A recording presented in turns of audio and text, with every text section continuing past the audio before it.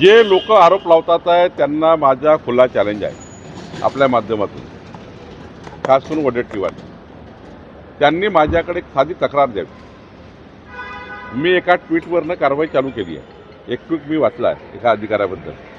परंतु वडेट्टीवारजीकडे अधिक माहिती असेल तर प्रेसमध्ये आणि या पद्धतीचा मोठा भोंगा वाजून काही होणार नाही.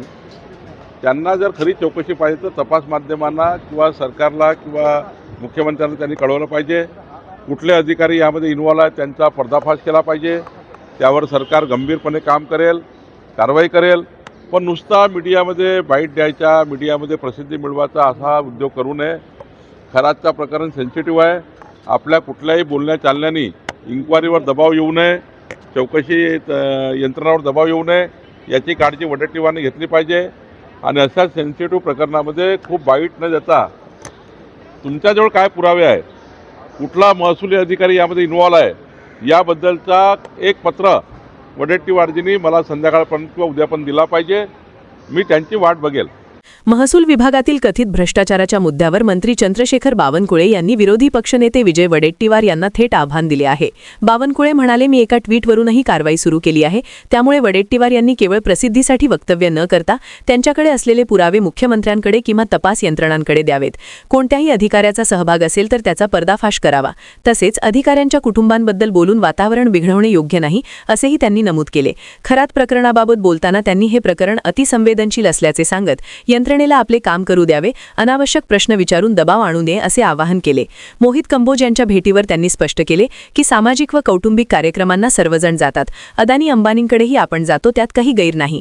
खतांच्या किमती आणि तुटवड्याबाबतच्या चर्चांवर त्यांनी सोशल मीडियावरील अफवा असल्याचे सांगितले.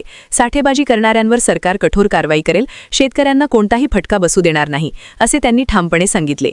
महसूल विभागात सुधारणा करण्याच्या दृष्टीने पुढील 3 वर्षात नागरिकांना तहसील कार्यालयात जाण्याची गरज भासणार नाही अशी व्यवस्था उभी करू असा विश्वासही त्यांनी व्यक्त केला.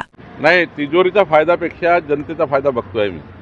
जसं आता 1,500 स्क्वेअर फीटपर्यंत गरीब माणसाचे घरं कायदेशीर करून देणे, जे सरकारी जागेवर राहतात, हा लोकांसाठी केलेला आहे. मोजणी 15 दिवसामध्ये मोजणी झाली पाहिजे, हा जनतेसाठी केलेला निर्णय आहे. एनए अट रद्द करणे, एनएची अट रद्द करणे म्हणजे जनतेला डायरेक्ट याचा फायदा आहे. सनद रद्द करणे याचा जनतेला फायदा आहे. जिवंत 7/12 मोहीम करणे, या 48 वेगवेगळ्या निर्णयामुळे महसूल खात्यामध्ये आमूलाग्र बदल झाला आहे. आणि पुढच्या वर्षी अजून 8 कायद्यामध्ये आम्ही बदल करणार आहोत. 8 कायद्यात बदल करणार आहोत, कारण महसुली कायदे जाचक असल्यामुळं काही लोकांना त्या ठिकाणी वर्षानुवर्ष खेटे मारावं लागतात तहसील कार्यालयामध्ये. जनतेला घरपोच, जसं मुंबई कलेक्टर आचल गोयल यांनी मुंबईच्या सर्व प्रॉपर्टी ऑनलाईन केलेल्या आहेत. ऑनलाईन म्युटेशन, घरी बसल्या तुम्ही आपल्या प्रॉपर्टीचा बक्षीसपत्र असेल, तुमचा फेरफार असेल, म्युटेशन असेल, 45 प्रकारच्या म्युटेशनच्या पद्धती आहेत, त्या सर्व ऑनलाईन त्यांनी करून टाकल्या. ही पद्धती आहे. ईज ऑफ डुईंग बिझनेस आम्ही करतो आहे. महसूलमध्ये तहसील कार्यालयात जायची गरज पडणार नाही. पुढच्या 3 वर्षामध्ये तहसील कार्यालयामध्ये नागरिक येऊ नये अशी परिस्थिती निर्माण करण्याचा प्रयत्न आम्ही करतो आहे. आणि त्याकरता या वर्षात अनेक संकल्प आम्ही केले आहेत.